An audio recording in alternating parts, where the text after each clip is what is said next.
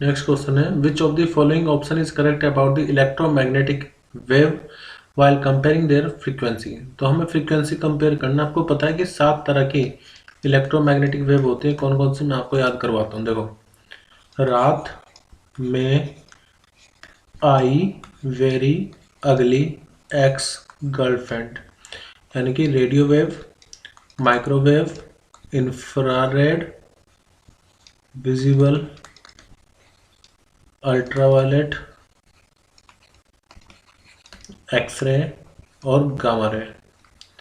इसके अलावा आप ये भी ध्यान रखना कि जब आप ऊपर से नीचे जा रहे हो, मतलब रेडियो वेव से गामा की तरफ जा रहे हो, तो फ्रीक्वेंसी इंक्रीज करती है। क्या करेगी? फ्रीक्वेंसी इंक्रीज करेगी। इसका मतलब गामा रे की हाईएस्ट फ्रीक्वेंसी होगी, गामा रे की हाईएस्ट फ्रीक्वेंसी होगी और हाईएस्ट एनर्जी भी होगी। इसके अलावा रेडियो वेव की हाईएस्ट वेवलेंथ होगी और लोवेस्ट फ्रीक्वेंसी होगी। ठीक है, लेकिन सभी की स्पीड ऑफ लाइट वैक्यूम में सेम रहेगी और सभी की वेव, ये जितने भी वेव है सब इलेक्ट्रोमैग्नेटिक वेव होगी। तो इसका जो कि अदर प्रॉपर्टी होती है इलेक्ट्रोमैग्नेटिक वेव की, वो सबके लिए सेम रहेगी, बट ये कि इनकी वेवलेंथ और फ्रीक्वेंसी डिफरेंट रहती है। तो आपको अरेंज करने की बढ़ते क्रम में बताना है कि कौन सा ऑर्डर सही है। मैंने अभी बताया कि सबसे ज़्यादा कौन? Gamma ray. अब 4 ऑप्शन में गामा दे रखा है और सिर्फ इसी ऑप्शन में आप देखो गामा सबसे बाद में दिया हुआ, मतलब गामा सबसे ग्रेटर है, तो यही हमारा आंसर सही होगा। सबसे कम फ्रीक्वेंसी रेडियो, उसके बाद देखो कौन आ रहा है? इंफ्रा आ रहा है, उसके बाद कौन आ रहा है? एक्सरे, और उसके बाद गामा। तो उसी ऑर्डर में गिवन है हमारा, तो सही आंसर होगा फर्स्ट। इसलिए ऑर्डर जरूर आप याद रखो। रात में I very ugly ex girlfriend. Next question है लिस्ट में 2 लिस्ट आपको दे रखी है, इधर तो इलेक्ट्रोमैग्नेटिक वेव है और इधर उनकी एप्लीकेशंस है। तो रेडियो वेव, तो रेडियो वेव हमेशा मतलब इसका इस्तेमाल किया जाता है सेलुलर फोन्स के लिए। इंफ्रारेड, अल्ट्रावायलेट, माइक्रोवेव, ये सब देखेंगे। पहले आप ये देखो कि ए का 1 किस में आ रहा है। तो ए का 1 सिर्फ ऑप्शन फर्स्ट में आ रहा है, तो ये हमारा करेक्ट आंसर होगा। ठीक है, बाकी मिला लेते हैं।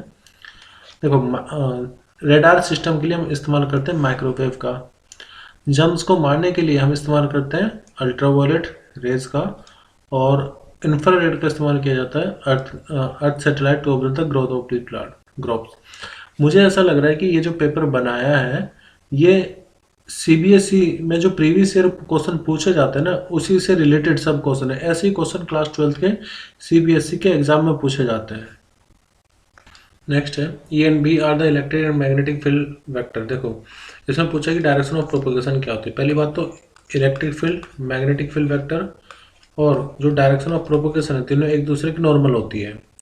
तो अगर नॉर्मल है तो इसका मतलब ये कि के वेक्टर जो होता है वो इक्वल होगा ए क्रॉस बी के। यही तो क्रॉस प्रोडक्ट की प्रॉपर्टी है। तो हमारा सही आंसर होगा ए क्रॉस बी, यानी कि ई क्रॉस बी की डायरेक्शन में डायरेक्शन ऑफ प्रोपगेशन होगा। नेक्स्ट है डिस्प्लेसमेंट करंट, कौन सा फॉर्मूला होगा ये बताना। देखो, डिस्प्लेसमेंट करंट जो प्रोड्यूस होता है वो जब इलेक्ट्रिक फील्ड वेरी करे ना, जब इलेक्ट्रिक फील्ड वेरी कर रही हो, इलेक्ट्रिक फ्लक्स वेरी कर रहा हो, वहाँ पर डिस्प्लेसमेंट करंट बन जाता है। तो इसमें सही आंसर होगा first, epsilon naught d phi upon d t. The electromagnetic wave, देखो इलेक्ट्रोमैग्नेटिक वेव मैंने आपको बताया था वैक्यूम में स्पीड ऑफ लाइट से, यानी कि c इक्वल टू 3 × 10⁸ से ट्रेवल करती है। तो इसमें स्पीड ऑफ साउंड नहीं आएगा, सेम स्पीड सभी मीडियम में नहीं होती, चेंज होती है। तो आंसर होगा option 3, travel with the same speed of the light in the free space.